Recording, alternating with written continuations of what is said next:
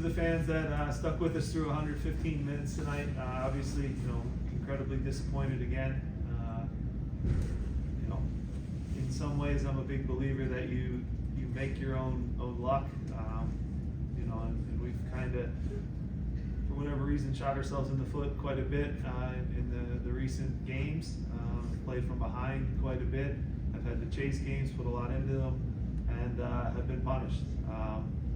Again, uncharacteristic goals going against us, but we have to stick together as a group, find a way to tighten things up.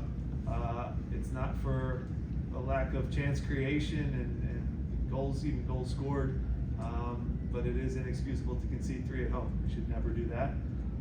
You look at the first goal, I will say they threw the ball in about 15 yards from where it went out of bounds, but still we have enough guys in the box to get that cleared. Again, concede right before halftime on a play where we basically just pass the ball directly to the other team, to the opponent, and make it hard on ourselves. And then get in at halftime, where I still think we played some good soccer in the first half, and now come out and start that second half flat, which we can't do. So at 3-1, obviously we fight like hell to get back in it.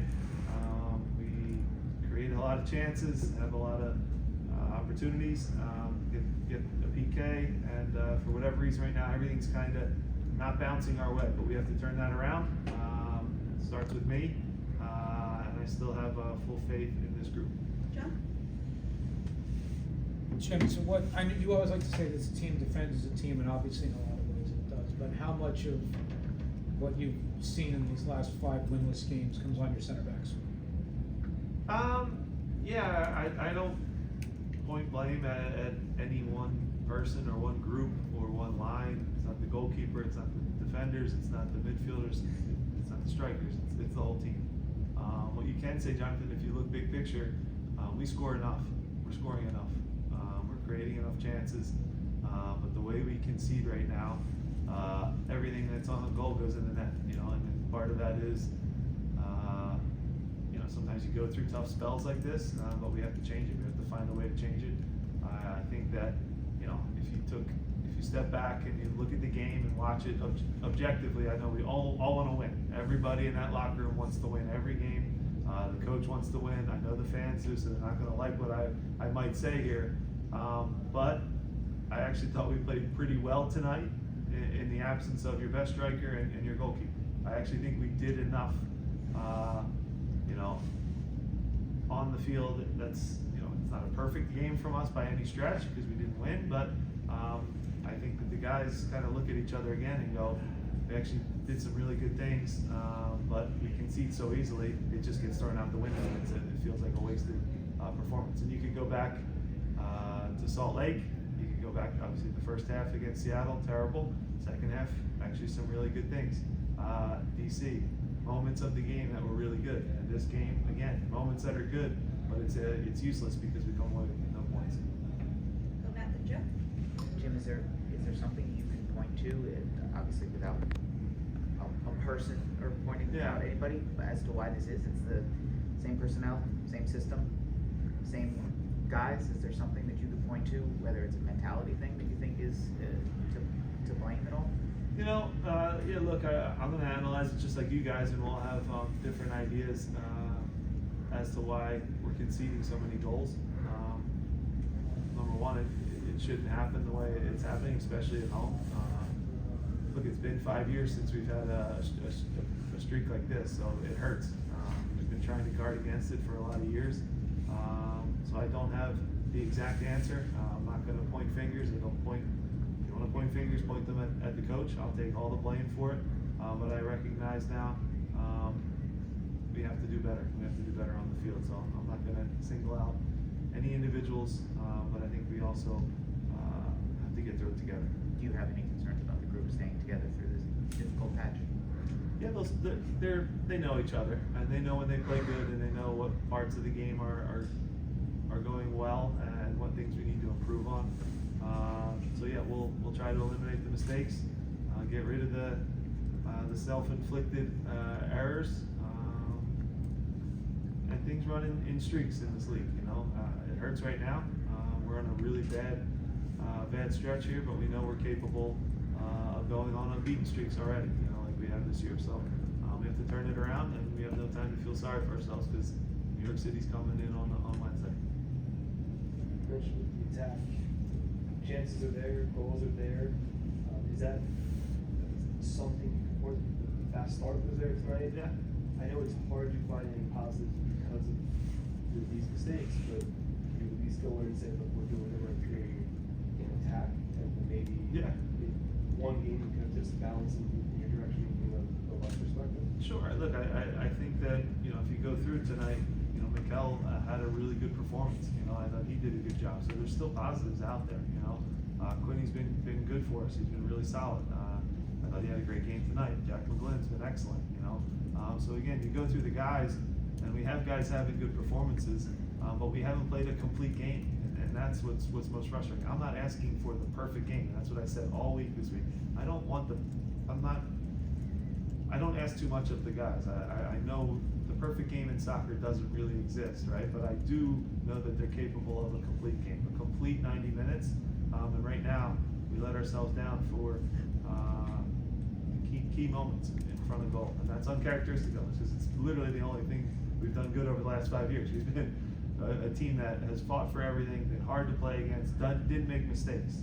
And right now, maybe it's contagious, but we make a lot of silly mistakes. And that's just not my opinion. I mean, you can go to whatever you like, expected goals, whatever you want to choose, data, the eyeballs, my opinion, your opinion.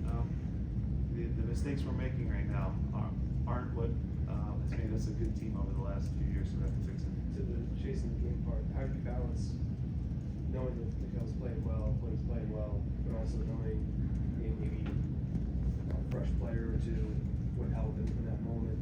How do you balance that with the game situation?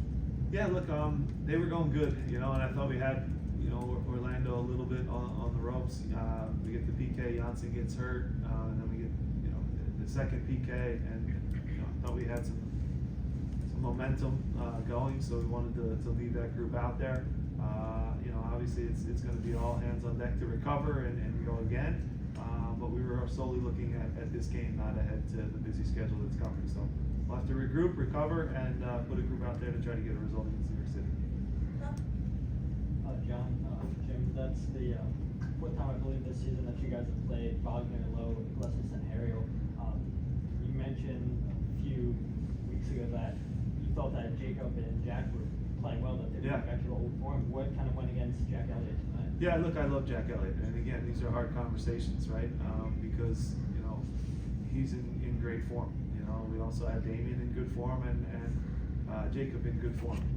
So yeah, when you can see as many goals as we have, you're trying to find the right blend, the right timing, the right matchups.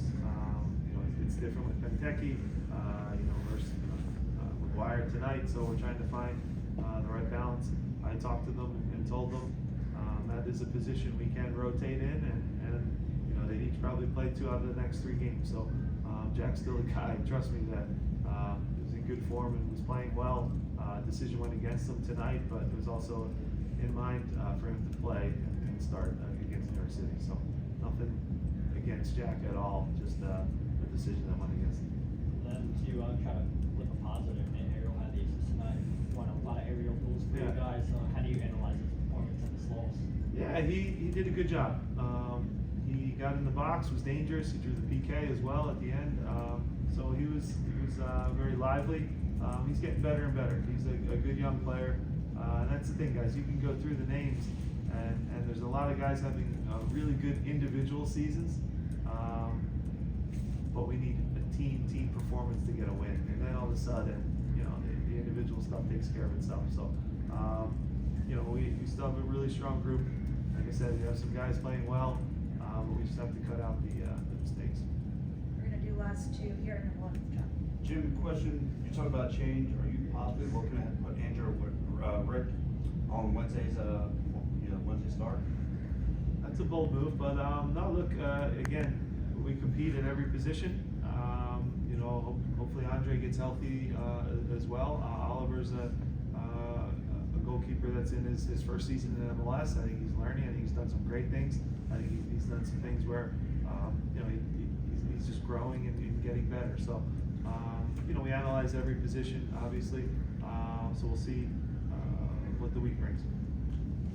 Jim, it's not to single out Jose per se, but it is the second time in 3 games that he's made a pass that was Yeah. a giveaway to the goal. Do you worry about, he does so much in a game, Yeah. 100 things, but do you worry about that becoming a little too much of a trend? Yeah, that's kind of a microcosm of where we are as a team, and that's probably why we're a 500 team, and that for us now is not acceptable, right? We're 500, and Jose's game tonight, I thought he actually started the game really, really well. Was lively, was winning balls, looked like himself, and then had the possible handball go against him, so maybe that's on his mind. And if you remember, he turned the next ball that came to him, that's when he turned the ball over, and we got punished for it. So that hurts. So it's a mistake, but we have to have short-term memory and move on. So again, guys, nobody's happy, nobody's satisfied. So trust me when I say there's some things that are positive happening. I know points matter a lot more than positivity. That's for sure. So we have to get it fixed, and we have an opportunity on Wednesday against New York City to get 3 points.